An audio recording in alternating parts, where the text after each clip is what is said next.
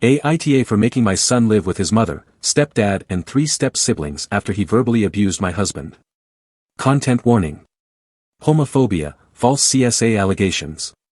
This entire situation is kinda messed up and honestly I'm a bit heartbroken for my husband. I'm Sean 37 male, my husband is Zach 36 male and my son is 16 not saying his name. I divorced my ex-wife after she cheated on me for the entirety of our marriage. That was over a decade ago. I don't care anymore, son is mine already over and done. I met Zach when I was 28, my son was 7. Me and Zach hit it off instantly. I was finally in a place to start dating again and thankfully he was the first person I was interested in. We connected on everything me and my ex-wife did and a million more things. People say life has a plan for you and honestly I believe it. I'd go through a million more divorces and being cheated on over and over if I ended up with him every time. One of the big things was my son. Zach was hesitant at first just because of the situation but he wanted a family badly and I was excited for him to meet my son. After dating for a year I talked to my ex and told her I'm introducing our son to a guy I'm seeing, told her it's serious and I see a future with him. She was happy for me, we have a very good relationship now, just told me to tell her when I was going to do it so she can be prepared if our son had any questions for her when he visited next. Zach and my son were best friends. Did everything together. They loved playing Minecraft together, they spent hours sitting in front of the TV. I loved watching them, I was so happy. The first person I found after my ex was this amazing. After about 6 months I asked Zach to move in and the rest is exactly as I've been describing. Amazing. My son started calling Zach his other dad when he was 10. Very sweet moment, which makes this hurt worse. Well, last weekend my son had 3 of his friends over. They were playing video games in his room and I just left to do grocery shopping for the week, so it was just them and Zach. I don't know how this topic came up but things got very homophobic. My husband was sitting on the couch and I guess my son and his friends thought me and him left, but it was just me.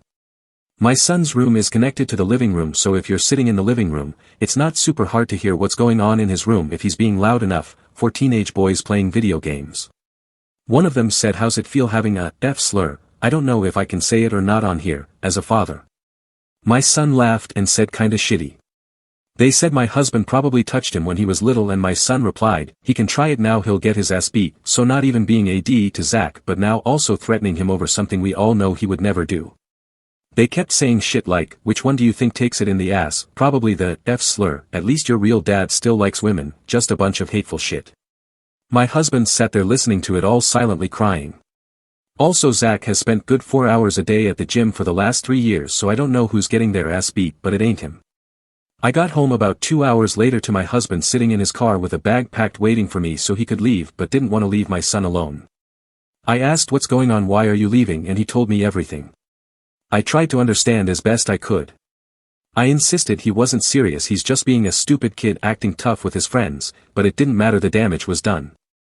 Zach left and I went inside and went off on my son. His friends left and I spent a good 3 hours going back and forth with my son. At first he was very unapologetic and kind of agreed with his friends. I asked if he actually thought my husband sexually abused him when he was younger and he said, "No, but kids block those kinds of memories out, so really who knows." I told him to pack his shit, he's living with his mother. Info, his mom lives 3 hours away, which means new school, new friends if at all, less private space as he'd have to share a room with his stepbrother, etc. Just everything that you'd expect going from a single kid in a house to one of 4. My son instantly changed his attitude, he was crying begging me not to send him away, he didn't mean it, he was just lying to seem cool to his friends. I asked why did he double down when they left and he didn't have an answer. I told him to pack his shit, he's leaving in the morning. Called my ex, told her the situation and she agrees he needs something drastic, what he did wasn't okay at all. Fast forward to now and my husband is back but he cries every night. Honestly it feels like he's mourning, which I don't want, because when you mourn you don't get over someone, you get as close to indifferent as possible to keep living your life without them. I don't want that. I want my husband and my son to have that strong bond one know they have and don't want them to throw it away over this. I don't agree with what my son did, but those accusations at minimum can ruin someone's life and at most end it. I'm disgusted with my son, he calls me every day, tells me he misses me and Zach and wants to come home. I stay strong on the phone but after I break down and my husband tries to console me. Tells me my son can come back and he will leave, but no, I'm not doing that. I just don't know what to do. I miss my son, I miss coming home and seeing them spending time together. I've thought about therapy for him but he said no. You can't force therapy on someone, they'll just sit there for an hour and piss away $400. I need advice. Comments. NTA. Therapist here, but obviously everyone is different, so take it with a grain of salt. Parenting is sometimes wildly difficult, and this is one of those times. You did exactly the right thing. There are so many lessons for your son to learn here. He needs to not only just name the consequences of his actions, but that some things truly cannot be taken back. Trying to be cool by being an asshole for absolutely no reason will not end well. It will not only alienate the people who actually care about you, but the people who get off on being unkind will eventually turn on you too. Most people do not get along with their stepparents, and he has been taking that for granted. Separately, if you let him back and Zach leaves, your relationship with your son will be forever altered, as well as your son's life in general. All the love Zach has for him and their connection can be repaired once he gets his head out of his ass. If Zach leaves, your son will know he ruined his father's relationship for the rest of his life. The guilt and resentment from that can cause huge problems later on in life. This can be worked on. It can be resolved.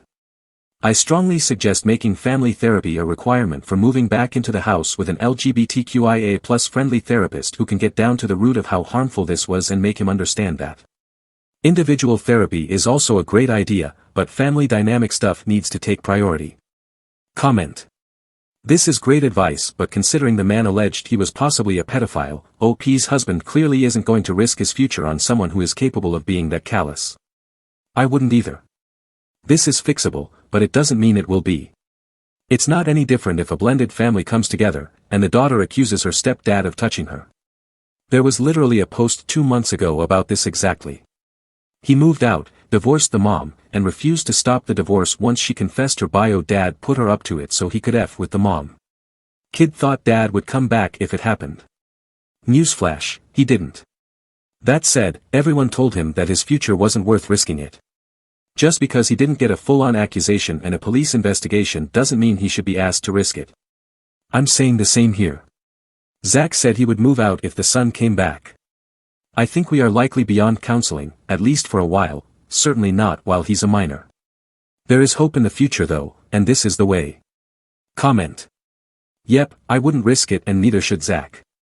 Some things cannot be taken back. Some harms cannot be undone. Comment. I tell my kids this when we talk about choosing our words. Words are like toothpaste, once you squeeze it out of the tube it's almost impossible to put it back. Update. I spent the day yesterday with my son. A lot of people accused me of not taking his claims seriously. I did. The first 30 minutes of our initial talk when this all happened was about if he actually was abused. He said no. I asked again when I got here. I made sure to let him know there is no one I'd believe over him. He won't be punished for saying the truth if he was abused for not, but I needed to know. Again, he said no, he was never touched or raped by my husband. Why would you say something so dangerous? My son said he was feeling rejected by my husband since as of late he hasn't been spending nearly as much time with him. Which is true. A large part of my husband's life is my son. Zach tutors him, he coaches him in his sport, basketball, he goes on morning runs with my son, he used to drive him to and from school before my son got his car. Just they both share a lot of interests, and as a kid step-parent dynamic they spend a lot of time together. Towards the end of last year's summer when my son was still at his mother's, my husband talked to me. He said he wanted to start spending more time apart, but not that kind of apart. He wanted to have more of a social life, he wanted to be able to do things away from us, but not like separate, if that makes sense. He realized my son would be leaving for college in 2-ish years, and my son was such a large part of his life he didn't want to become depressed after he left with nothing to do. I agreed, said it was a good idea, and he had my full support as long as he still came home every night at a reasonable time and didn't let his relationship with my son suffer or anything. As of now, yes, it is different. My son doesn't need rides to school, he doesn't need tutoring, he doesn't do basketball anymore. Their hobbies are still the same, but my husband has been spending less time at home. It's not like he's gone all hours of the day and comes back at 3 a.m., but he has a healthy social life. How to explain it? Do you realize how dangerous it is to say something like that if it isn't true? He said yes, and he didn't think anyone was listening, he was just going along with his friend's shit. That didn't make sense to me, so I asked why did he stand by his statement after I sent his friends home. He said he thought he shouldn't back down from something he says. Kind of like a ride or die, I don't know. I told him that's fucking stupid and never do that, especially if he regrets what he said and it wasn't true in the first place. He said he knows he realized that when it happened, but he just couldn't stop himself from keeping it up. It didn't hit him that it was serious until I told him he's going to stay with his mother. Why do you want to be friends with people that talk so much shit about your parents? He doesn't want to, but the kids bully the shit out of everyone they don't like and he feels like he's in too deep to back out now. That I do understand. I had kids in my school like that. Bully everyone. They were cool to me though until they found out I was gay, then they fucked my last few years of high school up. I told him I get it to some degree, but he doesn't have to add into what they're saying. Small chuckle and a "F you" is usually enough to get people to move on from bullying him because they kind of were. He said yeah, but they're not that bad with it. They just rip into him every so often about having gay dads, and I guess over time it made my son feel poorly towards my husband. The distance my husband was setting with my son mixed with his friends saying the shit they do just added up to that. I told him I understood. I want to make it clear, I don't support what he said. I understand the emotions behind it though. Why didn't you talk to us about how you were feeling? He said he didn't want to start anything. My husband and him are still close. He didn't know how he felt and was more confused than anything, so why say something that would cause a fight if he didn't even know if he felt that way? I also understood this. At this point I think this is just one miscommunication after another. Open dialogue would have prevented all of this from happening. There were a lot more questions, but me and my ex ended with, "Do you actually feel remorseful for what you said, or are you just tired of sleeping in the same room as a 7-year-old? He's actually remorseful. Told me even if he was staying there all year he would still feel terrible over what he said about Zach. Reassured him again if anything did happen now is the time to speak and I will believe him again. He said no. He started crying saying he just missed us. Emotional moment. We hugged, told him I loved him and that would never change. Ask him to leave the room so me and his mother could talk. We decided on a month-to-month assessment to see when he would get privileges back, ending with him coming home. There were conditions to all of this like family therapy, solo therapy, cutting his friends off completely, which I would help with. He was against the solo therapy but came around. He asked if Zach was here. I said no, but would ask him if he wanted to come next time, which my son smiled at. I still agree sending my son to my ex-wife's was the right move. A lot of people aggressively disagree. Which is fine. My parenting style isn't for everyone. One of you told me I should beat the kids up though, so like, do I really care if some of you disagree with how I parented? Not really. Situation still sucks. What to say? I miss my son. He isn't coming home right now and I wish I was leaving her house with him. As it stands right now, son is living with his mother and her family. He will get his phone and PS5 and car back at the end of the first, second and third month, in that order. He will be able to move out of the room he's currently in, out into the guest house at the end of month 4. Every month after that is touch and go, and we'll discuss at the end of each month what we think. Son will do bi-weekly solo therapy and we will all do bi-weekly family therapy. We see it as he should do solo therapy 1 week then family therapy the next. He can come back sooner. I want him back. My husband wants him back. He's wanted him back since he left. His mother is holding strong, but she also sees he's just miserable, so I think she'll break at some point and give up the guest house early. It is what it is. At the end of the night my son asked if Zach would want to hear from him so he could apologize, and I told him yes. I've told him yes a few times now. Zach would love to hear from him. I doubt he'd have to wait longer than 1 ring before Zach picked up. My son called him as I was leaving, so I know they spoke about what though. When I got home Zach was feeling like shit and blaming himself more for all of this. I told him it's no one's fault, we just needed to talk to each other more. All in all I think my son is remorseful and he was just feeling trapped and isolated in a shitty situation and didn't know how to get out of. I feel for him and I wish I saw what was happening sooner. Thank you all for the advice. Or most of you.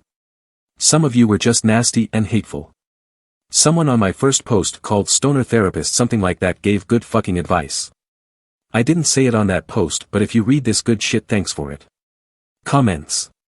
Hey, sounds like you've had a heck of a roller coaster. Family dynamics can turn into a jigsaw puzzle where half the pieces are hiding under the couch cushions. You did what you thought was best in a tough situation, and it's clear you care deeply for your son and your husband. Props to you for navigating such choppy waters and for keeping communication open, even when it's as fun as stepping on Legos in the dark. It's great to hear that you're setting up some therapy. It's like oiling the squeaky wheels of family interaction. Just remember, Healing and understanding take time, like fine wine or figuring out why the printer won't work even though it's plugged in and the Wi-Fi is fine. Keeping my fingers crossed that your family puzzle comes together smoothly, even if it takes a bit more searching under the furniture for those missing pieces. Here's to hoping the next update is full of good news and homecomings. Comment. Screw those asshats that show hate. Sounds like you have a wonderful battle plan in action. Hope your son makes the right choices in friends going forward.